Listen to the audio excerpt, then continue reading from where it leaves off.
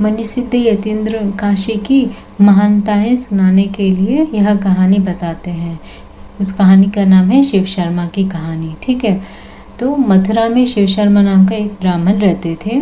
वह सभी विज्ञानों में निपुण थे और उन्हें पंडित राज की उपाधि प्राप्त थी। उनके कई बेटे थे। उनकी वृद्धावस्था आते ही वह बोलते हैं कि अब तक मैंने केवल सांसारिक सुखों के लिए ही समय बिताया है और मैंने मौसमी के एक कतरे जितना भी पुण्य नहीं कमाया है। शरीर बेचैन है। रिश्तेदारों से जादुई रिश्ते होते हैं जो कि कभी ख़त्म नहीं होते हैं। सब कुछ जानते हुए भी मैं अज्ञान में रहा हूँ अभी तक। चूँकि मुझे अब ये एहसास हो गया है तो मैं अब तीर्थ यात्रा पर जाऊँगा और पुण्य कमाऊँगा। ऐसा निर्णय करके उन्होंने अपनी संपत्ति अपने बच्चों के लिए छोड़ दी और काशी यात्रा पर निकल गए।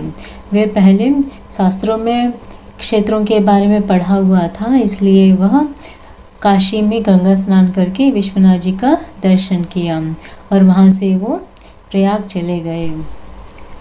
प्रयाग में कोई भी 3 दिन से अधिक नहीं रह सकता था, तो वहाँ से वह कांचीपुरम, उज्जैन, मथुरा, द्वारपति, अयोध्या जैसे स्थानों का दर्शन किए और मायापुर गए।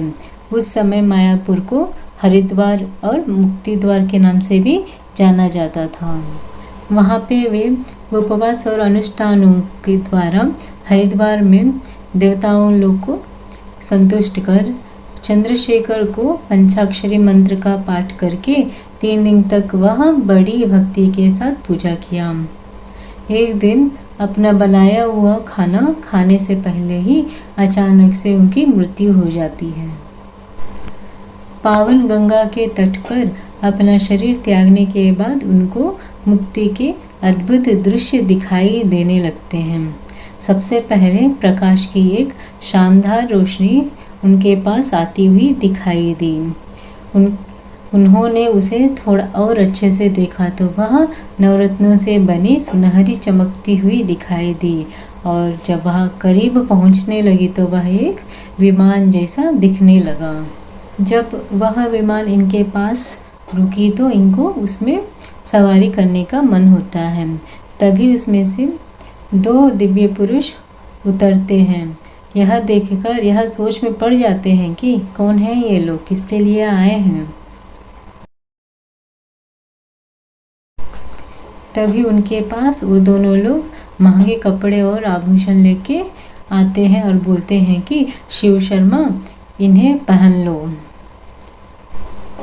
शिव शर्मा ऐसी महान चीज़ें कभी नहीं देखी थी। इन पवित्र आत्माओं द्वारा उनका सम्मान किया जाना यह देखकर वह जानना चाहते थे कि वे कौन थे। तब वह पूछने लगते हैं कि हे पुण्यात्मा, आप कौन हैं? मुझे बताइए, यह कपड़े और आभूषण क्यों लाए हैं?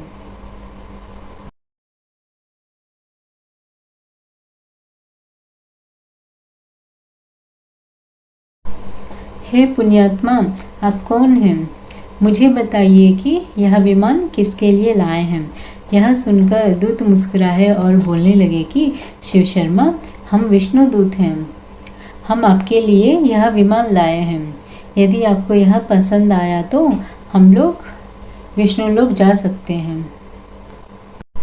शिव शर्मा अपने पढ़े हुए शास्त्रों को याद किए और समझ गए कि यह पुण्य का फल है जो तीर्थ यात्रा करने से मिली थी।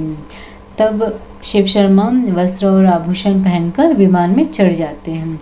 जब वो लोग रास्ते में जा रहे होते हैं तो एक दिव्य पुरुष उनके पास आए और सब लोग को प्रणाम किए।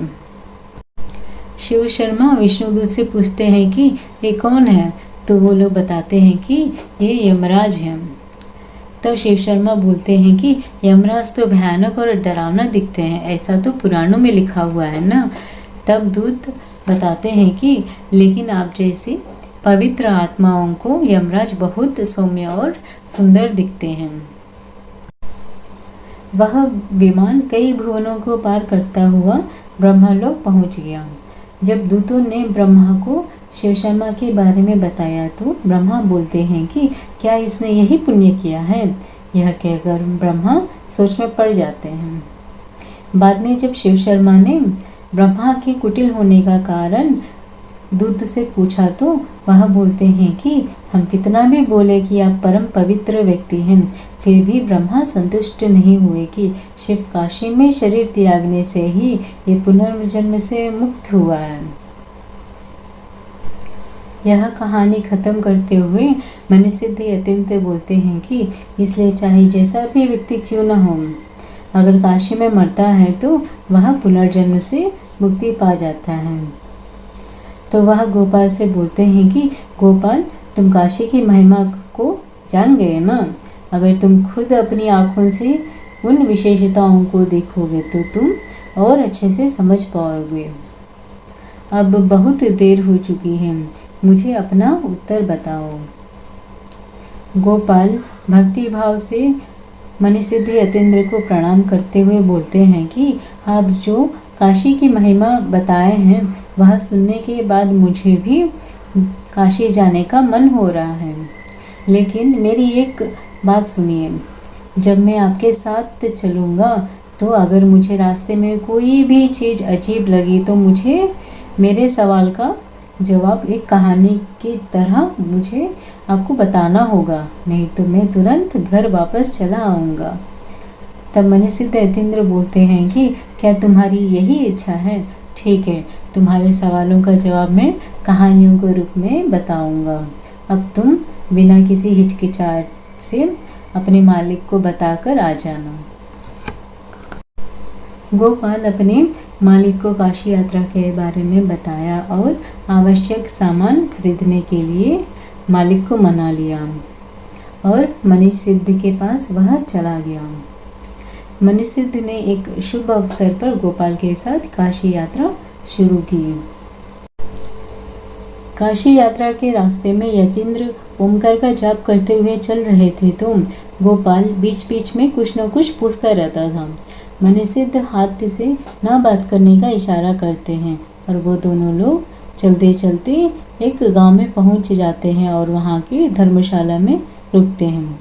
तब वहां मणिसिद्ध अपनी चुप्पी तोड़ते हैं और बोलते हैं कि गोपाल, मैं यही खाना बनाऊंगा।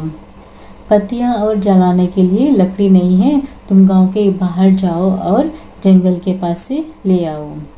गोपाल वहां जाता है और लकड़ी और पत्ते तोड़कर उन्हें लपेटकर सिर पे रखने ही वाला था कि तभी वह आकाश में देखता है कि एक रथ चल रहा था और गोपाल मन ही मन सोचने लगता है कि यह रथ बिना जमीन को छुए कैसे चल रहा है, कैसा ये अजीब बात है। वह दौड़ते दौड़ते धर्मशाला में गया और चिल्लाने लगा, गुरुजी गुरुजी। गोपाल नहीं जान रहा था कि मणिसिद्ध यतीन्द्र साधना में थे और वह किसी से बात नहीं कर सकते थे। वह कितना भी जोर से चिल्ला रहा था लेकिन कोई जवाब नहीं मिला ना, इस कारण वह गुस्से में बोलने लगा कि मेरे इतना चिल्लाने पर भी आपने जवाब नहीं दिया ना, अब मैं वापस जा रहा हूँ। यह बोलकर गोपाल अपने सर से लकड़ियाँ नीचे गिरा देता है। तब मणिसिद्ध हाथ से इशारा करते हैं कि दोपहर का खाना खाने के बाद बात करते हैं। तब गोपाल ने भी दोपहर का भोजन किया। उसके बाद मणिसिद्ध बोलते हैं कि अब बताओ। तब गोपाल बोलता है कि गुरुजी, जब मैं लकड़ी पत्ते लाने गया था तो आकाश में एक रथ जा रहा था और उसमें स्त्री पुरुष बैठे हुए थे और अच्छे से बात कर रहे थे। मुझे बताइए वह क्या था? यह सब समझाने के लिए मुझे मुहावरे और संस्कृत शब्दों का इस्तेमाल मत करिएगा, नहीं तो मैं समझ नहीं पाऊंगा।